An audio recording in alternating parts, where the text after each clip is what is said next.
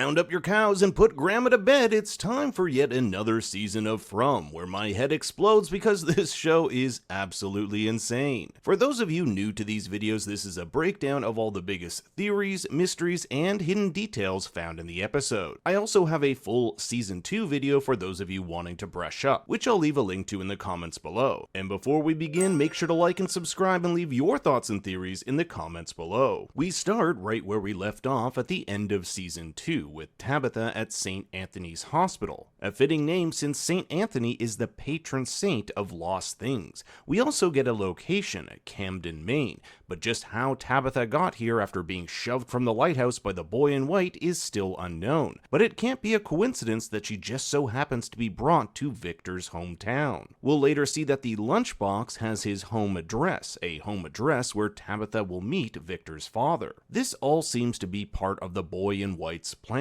Shortly before pushing Tabitha from the lighthouse, he says, "Sorry, this is all part of the plan." The boy in white can see into the future. He was the one who told Victor of the attack on Colony House in season 1. He also seems to be the opposing force to the evil entity controlling the town, the one that manifested as Boyd's wife at the end of season 2. Now Tabitha will see this boy in white in Maine, but it's unclear whether or not this is simply a figment of her imagination, or if this boy can traverse the real world and from town. Speaking of the real world, Tabitha calls her mother to let her know she's okay, but holds off on telling her about her whereabouts. Tabitha's priority here is finding a way to get her family home, and getting others involved would only jeopardize this, as they would likely find her story crazy. What I'm really curious about is how long she's been gone. Does time work differently in From Town, or is it the same as our own? Remember that Victor told us the seasons hadn't changed in ages, so perhaps time is different there too. Tabitha, completely lost, ventures to a nearby church where she confesses to the priest that it feels like her mind is breaking.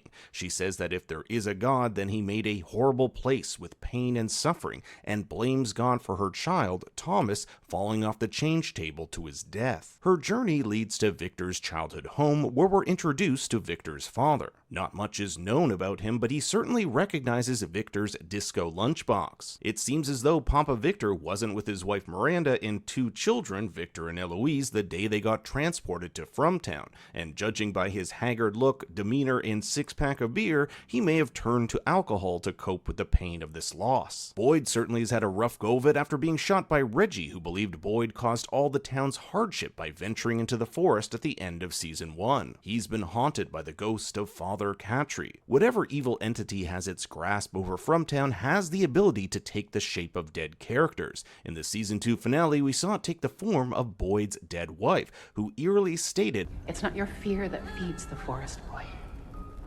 It's hope." So this really begs the question, what side is the ghost of Father Catry on? Now there are 2 other issues that are still unresolved from season 2. None of the 3 townsfolk who fell into these comas want to talk about their experiences, and it's yet to be explained how Boyd destroying the music box broke them from this spell. But more pressing is the issue of food. All their crops have rotted away, with Donna exclaiming that the soil is poison. To make matters worse, the townsfolk have raided Tian Chen's food stores and stolen the remaining food. Randall even tries to steal a goat, and Boyd is stuck in the middle trying to keep the town from falling into chaos. According to Donna, the cows could last them about a month if they had to resort to eating them, so things are looking pretty dire. The weather also looks to be turning to winter, something Victor says is strange, for any time the town changes, something bad happens. But Boyd's problems really take a turn for the worse when the monsters let loose the cattle.